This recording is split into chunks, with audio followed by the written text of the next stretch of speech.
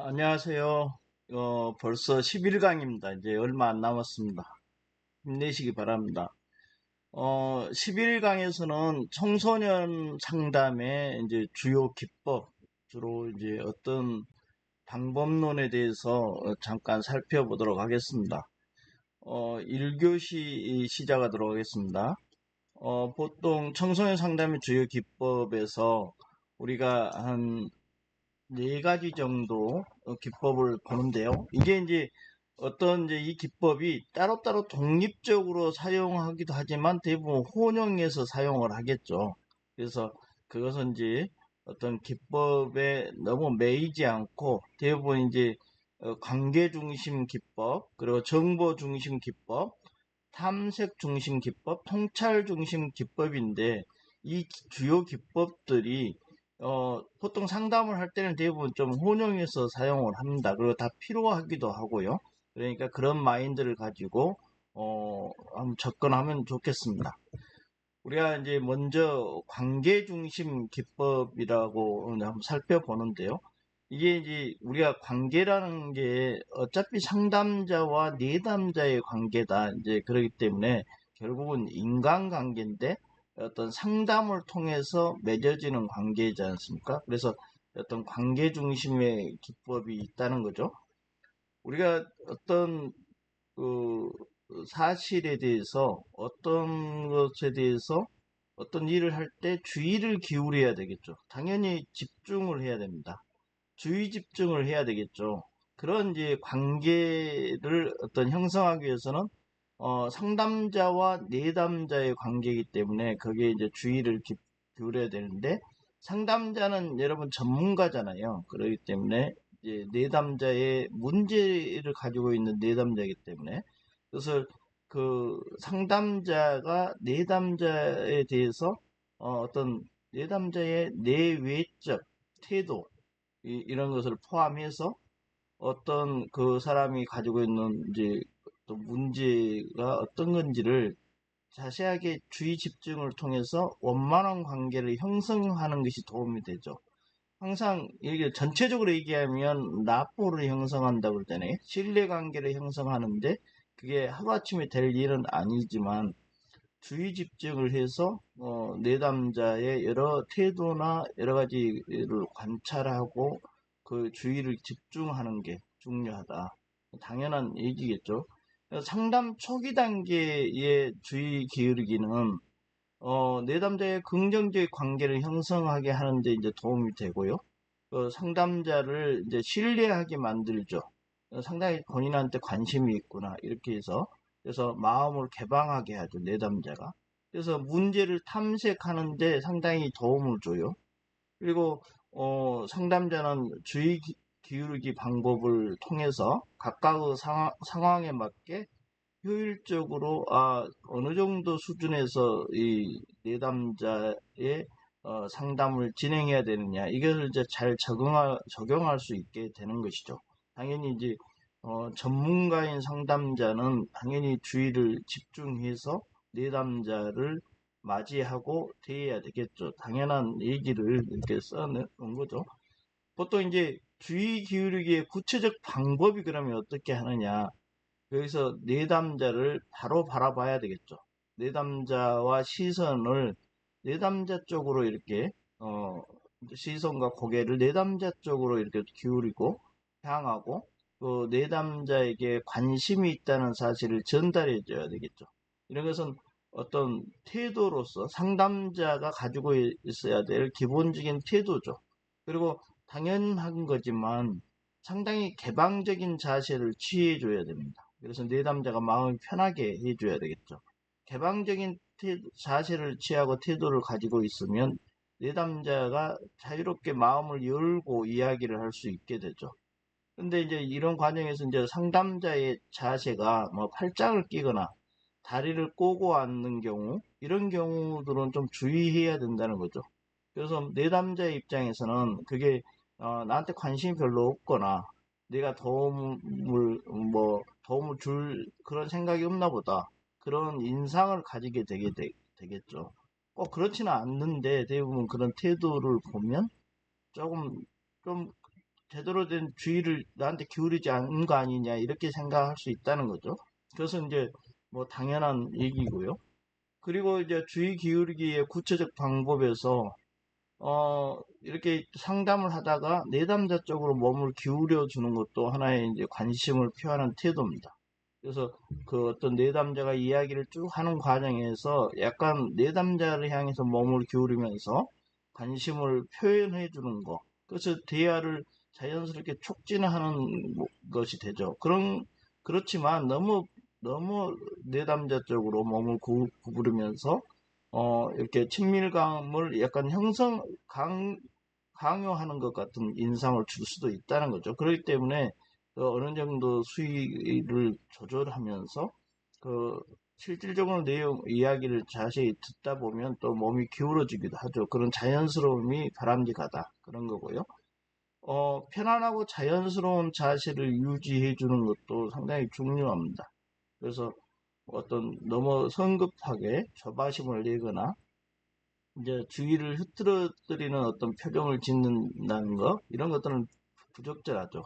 그래서 필요한 접촉, 표현, 어떤 행동을 편안하고 자연스럽게 해주는 거 이게 이제 중요하죠. 이게 이제 상담도 여러 가지 이제 익숙해지면 상담에 노련해지면 당연히 이제 나올 수 있는 자세들입니다.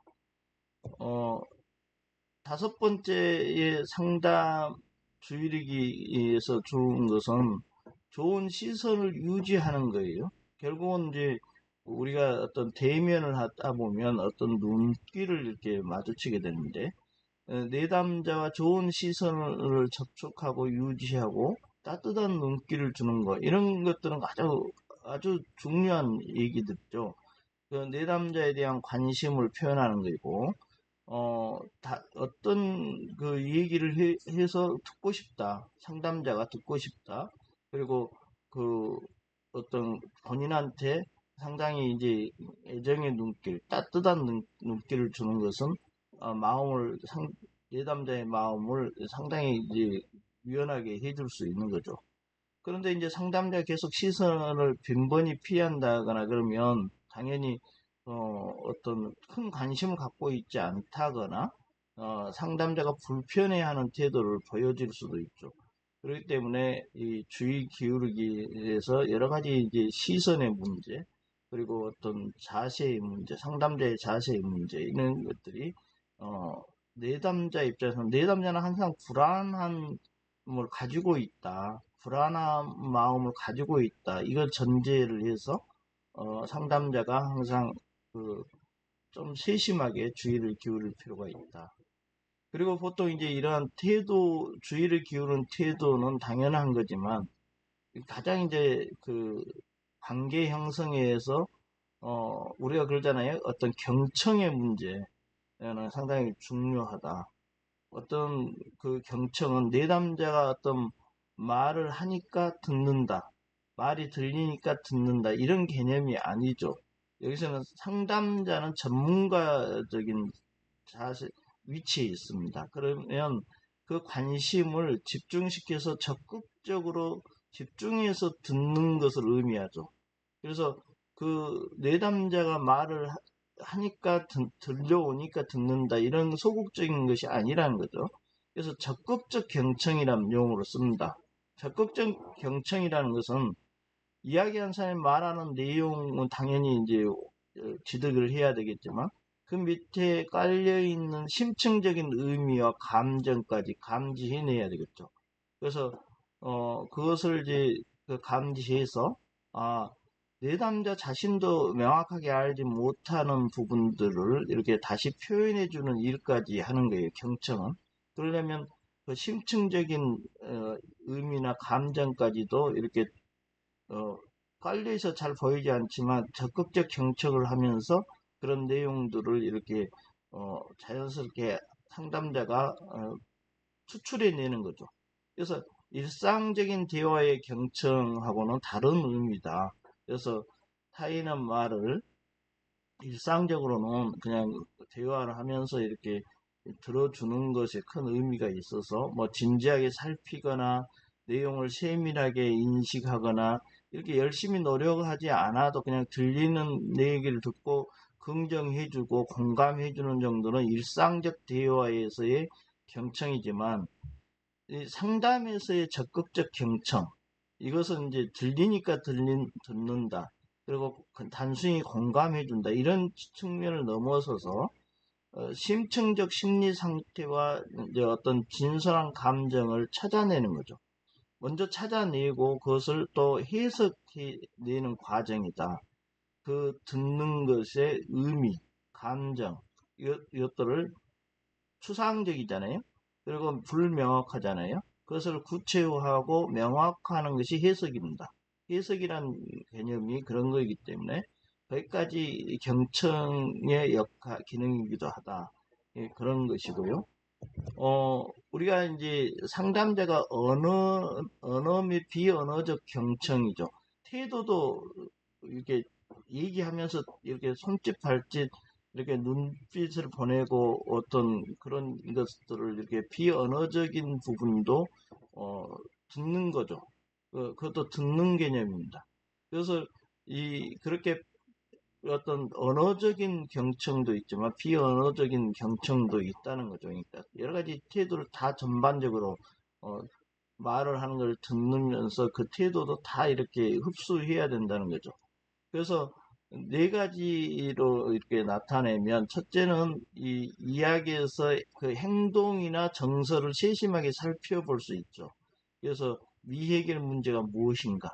그러니까 어떤 생애 주기에서 특히 청소년기에 취득해야 될 어떤 그 특성이나 과제가 있는데 그것을 제대로 습득하지 못하면서 일어나는 문제가 무엇이냐. 그래서 의도적으로 또 누락되거나 왜곡된 이야기가 있는지를 분별해내야 되는 것이죠. 그런 것들이 이제 자세히 이제 보면서 파악하는 거죠. 그리고 내담자가 비언어적 메시지를 이제 인식하면 언어적 메시지로 그것을 이해해서 상담자의 역할이죠, 이게. 내담자의 비언어적 메시지가 이제 인식되면, 그래서 언어적 메시지로 이해해서 비언어적 그 메시지를 언어적 메시지로 반복적으로 이제 이야기를 쭉 계속 하게 되면, 그걸 강조하거나 또 그것을 부정하거나 통제하는 역할도 하고 있다는 거죠. 비언어적 메시지가. 그래서 언어적 메시지가 사실에 근거한 것인지 어떤 진실성을 찾아내는 거, 알아내는 거, 이것도 중요하다는 겁니다. 그래서 그러한 것들을 하려면 적극적 경청을 해야 된다는 것이고요. 우리가 이제 그 적극적 경청을 이렇게 하게 되면 내담자의 환경적 상황도 이해할 수 있죠. 내담자의 그러한 어떤 우리가 어떤 환경에 대해서 우리가 억압 기제로 가면, 그것을 환경적인 상황이 굉장히 힘든 상황이 되면 우리가 그러잖아요. 내면적으로 그 무의식 속으로 계속 억압을 해서 그것을 일종의 눌러놓죠. 그렇게 그런 부분들까지 드러내는 거죠. 환경적 상황을. 그래서 적극적 경청은 그러한 이제 환경적 상황도 이해할 수 있게 된다는 것이고요. 내담자가 경험해온 환경을 이렇게 쭉 이제 그러면 보면 환경적 상황을 살펴보는 것은 이제 내담자가 가지고 있는 어떤 가치관, 어떤 선호관이죠. 무엇이 좋고 나쁘다 이런 가치관, 그리고 그 경험, 그리고 정서적 특성, 저 정서가 어떤 환경에 의해서 영향을 받았거나 환경에 의해서 결정되기도 하기 때문에, 그래서 내담자의 가치관이나 경험, 정서적 특성들도 이해할 수 있다는 거죠. 그래서 적극적 경청이라는 게 이러한 아주 깊은 의미를 가지고 있다는 것을 이해하시면 될 것 같습니다. 관계에서 우리가 이제 주의도 기울이고 적극적 경청을 통해서 그런 심층적 내용이나 환경을 이해하지만, 그래서 서로 공감을 해줘야 됩니다. 공감이라는 게 이제 우리가 함께 감정을 느끼는 건데, 여기서 포커스는 함께죠. 청소년 상담에서 이제 우리가 다양한 기법들이 지금 배우고 있을 거고, 배우고 우리가 관계중심 기법부터 지금 보고 있는데, 이러한 다양한 기법이 있지만 가장 기본적이고 공통적으로 중요하게 여기는 것은 역시 공감이죠. 내담자는 당신은 당신이고 나는 나다, 상담자는 나는 나다, 이렇게 되면 안 되고 내담자와 함께 느끼는 공감이 중요하다는 거죠. 그래서 내담자가 가지고 있는 정서나 사고, 상담자가 이제 심도 있는 이해를 하잖아요. 그러게 되면 이제 그것을 어, 이러한 사실을 내담자가 알 수 있도록 하는 과정에서 내담자의 그런 어떤 정서나 사고에 대해서 이렇게 내담자의 마음을 푸는, 열어주는 열쇠와도 같은 게 공감이다. 공감의 역할인데, 우리가 이제 상담자의 공감 반응은 쭉 상담을 진행하면서 계속 이제 확장이 되겠죠. 여러 가지 내담자가 가지고 있는 내용들에 대해서 이렇게 서로 함께 느끼는 감정을 전달해주고, 그렇게 되면 이제 처음에 초기 단계에서는 그 경험과 감정을 단순히 이해하는, 표현하는 수준에 머물겠죠. 당연히 이제 시간적 순서로 공감의 강도도 좀 달라질 거니까요. 그러다가 중기가 되면 내담자 이제 스스로 자신을 탐색하고 통찰할 수 있도록 보다 깊은 수준으로 공감을 해줘야 된다는 거죠. 그러면 그 공감된 감정이나 사고가 정서나 이런 부분들이 내담자가 스스로 이제 본인의 그런 상담자가 공감해주는 그런 정서나 사고가 내가 가지고 있구나, 이런 것을 탐색하고 자각할 수 있다, 통찰할 수 있다는 겁니다. 그렇게 되면 이 공감이라는 게 상당히 기능을 하고 했다고 볼 수 있죠. 그래서 청소년 상담자가 이제 힘들어하는 내담자의 마음을 공감해 주는 것은 이제 내담자에게 커다란 위안이 되겠죠. 그리고 심지어는 감동이 됩니다. 자기 마음을 지금까지는 공감해 주는 사람이 없었는데 상담자의 공감 반응을 통해서 감동을 얻기도 하죠. 그리고 자신이 이해받고 있고, 그것이 좋고 나쁨을 떠나서 수용이라는 건 그대로 인정이 받아들인다는 느낌이니까 이해하고 수용받고 있다는 느낌을 가지게 되죠. 이 느낌이 내담자한테는 상당히 중요한 일종의 마음을 여는 일종의 그런 기제로 작동한다는 겁니다. 그래서 상담자와 심리적인 유대감이 함께 이제 심리적 유대감이 형성이 되면 부정 감정에서 벗어나겠죠, 내담자는. 그리고 당면한 문제를 해결할 수 있는 희망을 가지게 되죠. 이러한 이제 기대나 희망을 가지게 되는 것까지 공감이라는 기능이 이 역할을 할 수 있다는 거고, 이러한 공감 반응은 상담자가 내담자에게 보이는 하나의 반응이고, 이러한 반응이 연속이 아니라 상당 대부분에서 나타나는 과정이라는 거죠.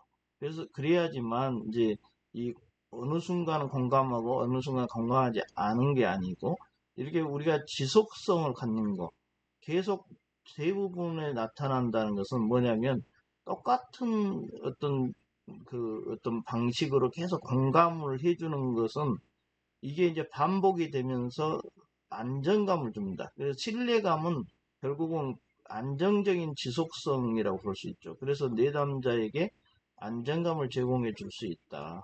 그래서 이것은 공감은 어느 한 부분의 문제가 아니고, 상담 과정의 어느 한 부분의 문제가 아니고 상담 대부분에 나타나는 과정이다. 이렇게 이해하면 좋겠습니다. 우리가 이제 그런 거 하면 공감은 함께 어떤 그런 어, 느낌을 갖고 갖는 거라면 격려도 있습니다. 우리가 특히 젊은이들은 격려를 많이 해줘야 된다. 그래야지 희망을 갖는다. 이런 얘기도 많은데 젊으니까 뭐 실수도 하고 문제에 뭐 응? 더 민감하기도 하죠. 그렇기 때문에 격려를 많이 해줘야 되는데 이 격려도 마찬가지입니다. 상담의 전 과정을 통해서 활용하는 기본적 기법 중에 하나죠. 내담자에게 기대감을 줄 수 있는 중요한 기법이기도 하죠. 기대감을 갖게. 그래서 격려라는 말은 보통 용기를 세우기라는 뜻인데 용기를 세워줘야 되겠죠. 긍정적인 생애 운동을 위한 용기를 촉진시키는 과정이다. 이렇게 보는데, 심리학적 입장에서 심리적 근육을 강하게 만들어주는 것이 용기를 주는 과정이다. 심리적 근육을 키워준다. 뭐 이런 용어를 쓰는데, 격려는 개인의 이제 자기 존중, 그리고 자기 확신, 그리고 가치감의 형성, 이런 것을 돕는 거죠. 그래서, 내담자가, 나한테도 이런 그런 자원이 있다는 것과 그것을 탐색해서 찾아내는 것. 그래서 내담자가 가진 긍정적 자원을 발견하고, 활용할 수 있는 것. 그것을 돕는 거죠. 그래서 우리가, 인간은 완전하지 않고 불완전함을 가지고 있다. 그렇지만 나한테도 긍정적인 자원이 있구나. 이런 것들을 자각하고 그것을 발견하고 그것을 활용할 수 있는 거. 그래서 불완전함을 수용하는 거. 이게 이제 하나의 상당히 중요한 얘기죠. 불완전하니까 거기에 포커스를 맞춰서 계속 그 자기의 마음을 이렇게 힘들게 만드는 것에서 벗어나서 긍정적인 부분이 있다. 그래서 그 긍정적인 부분을 더욱더 이걸 강점 강화라고 하는데, 그러나 자기의 강점 뭐 이제 그 강화할 수 있도록 이 힘을 부여하는 인파워먼트 한다는 거죠. 힘을 부여해 주는 거. 이게 이제 격려하고 관련돼서 이렇게 관계 중심의 기법에서 중요시하는 게 격려일 수 있다는 겁니다. 격려는 이제 개인의 삶 속에서 부정적인 측면이 항상 있죠. 이것은 문제를 가지고 있는 청소년뿐만 아니라 다른 사람들도 부정적인 측면이 항상 있죠. 그래서 그것을 회피하거나 부인하는 것이 아니고 긍정적이거나 부정적인 요인을 모두 고려한다는 거예요. 불안정성을 인정하죠. 그래서 긍정적인 사항에 초점을 맞추는 겁니다. 부정적인 것을 제거하는 게 아니고 있는데 긍정적인 상황에 초점을 두고 자신에게 유익한 행동을 인식할 수 있도록 돕는 것이죠. 격려 기법은 여러 문제에 낙담한 청소년이 만약 있다면 자기에게 부가적인 장애물을 제거하고 자신이 신뢰할 수 있는 원동력을 제공하는 조력 과정이다.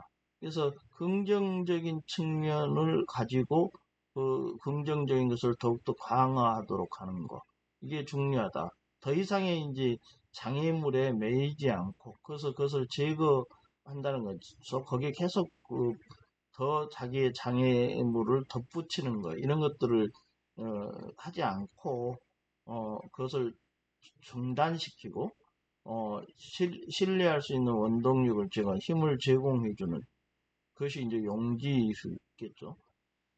내담자가 겪는 많은 문제 가운데 단순히 격려만 받아도 해결되는 경우가 많습니다. 그럴 수 있어. 완벽하지 않아.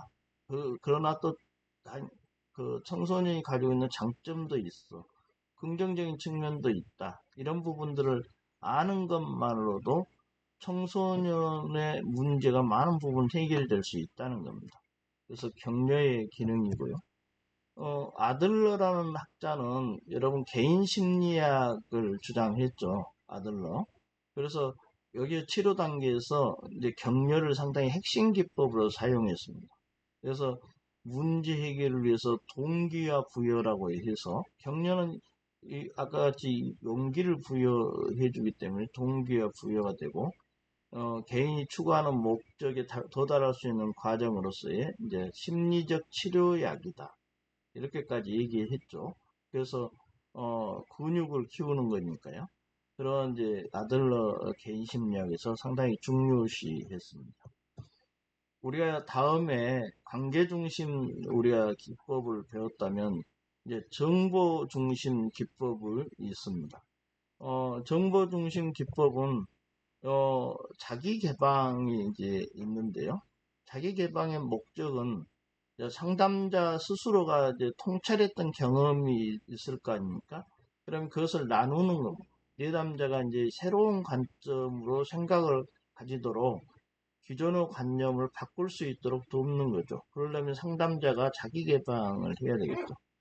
상담자가 내담자와 유사한 경험을 했고 비슷한 느낌을 이해한다는 것으로 이제 그것을 알려주는 거죠. 내담자에게. 그러면 내담자도 이제 보다 편안한 마음을 갖게 되겠죠. 아, 그런 상담자도 그런 경험을 가졌구나. 그래서 어떤 생각과 감정을 자각하겠죠. 그런 것들을. 그리고 새로운 통찰을 얻을 수 있습니다. 상담자가 자신을 이해하고 있는 것으로 받아들일 수 있겠죠. 그리고 더 개방할 수 있고 상담자에 대한 신뢰가 형성되겠죠. 상담자 스스로 자기 개방을 했기 때문에. 그래서 상담자가 통찰했던 경험을 서로 나누는 거, 이게 이제 자기 개방의 문제고요. 이러한 이제 이때 이제 각별히 유념해야 될 게 있겠죠. 내담자 스스로가 통찰하도록 해야 되는데 이제 상담자가 모든 것을 지나치게 개방을 해서 내담자에게 강요하는 것 같이 되면 오히려 부담이 될 수 있다는 겁니다.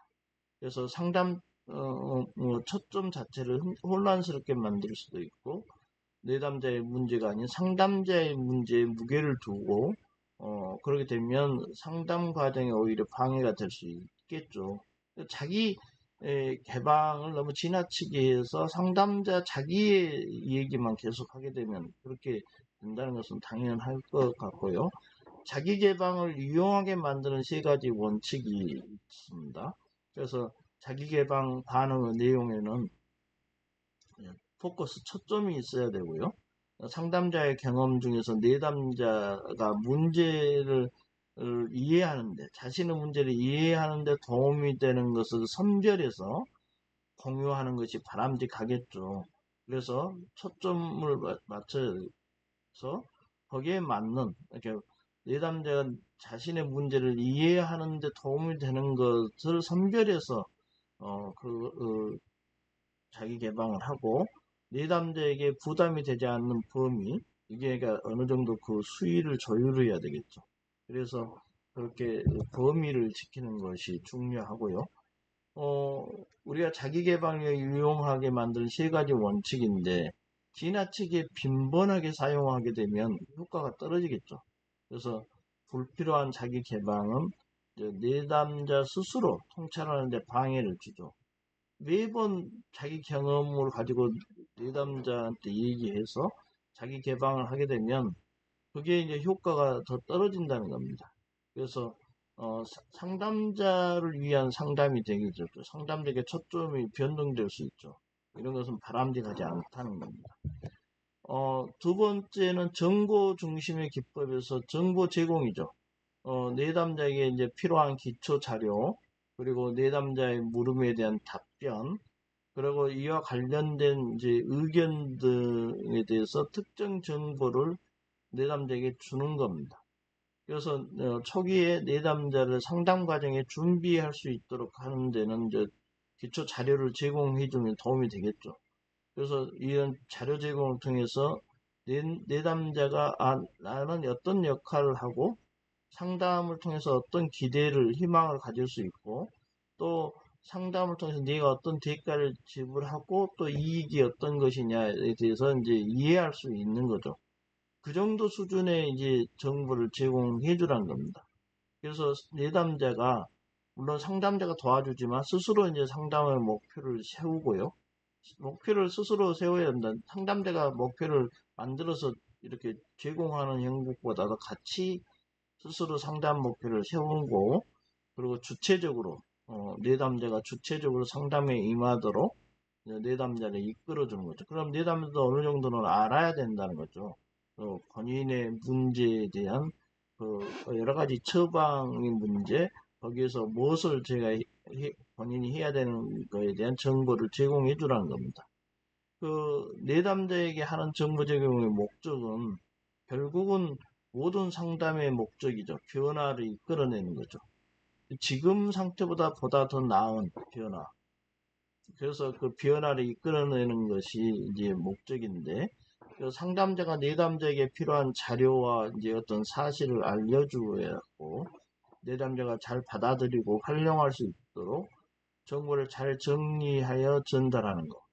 정보를 잘 정리하여 전달하는 것은 정보의 양도 그러지만 이해하기 쉽게 만들어주거나 그래서 잘 정리해서 전달해야 됩니다. 내담자가 너무 부담을 가지면 안 되겠죠, 당연히. 정보 제공의 유형은 크게 이제 두 가지로 우리가 볼 수 있는데요. 사실이나 자료에 대한 설명이나 지침의 사항이 있습니다.